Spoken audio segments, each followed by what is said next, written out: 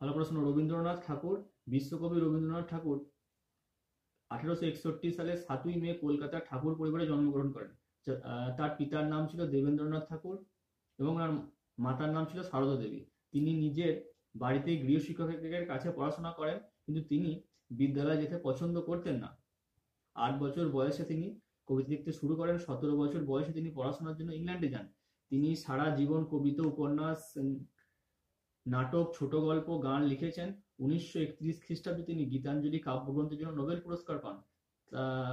তার ছদ্মনাম ছিল ভানু সিংহ। তিনি ভারতবর্ষ এবং বাংলাদেশের জাতীয় সঙ্গীত রচনা করেন। তার লেখা গান রবীন্দ্রসঙ্গীত নামে পরিচিত।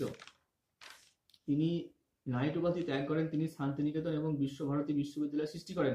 তিনি ছিলেন বহুমুখী প্রতিভার মানুষ। তিনি মৃণালিনী দেবীকে বিবাহ করেন। এই মহান মানুষ 1941 সালের 7ই আগস্ট মারা যান। প্রতি বছর আমরা 25শে বৈশাখ তার জন্মদিন পালন করি এবং 22শে শ্রাবণ তার মৃত্যুদিনকে আমরা স্মরণ করি।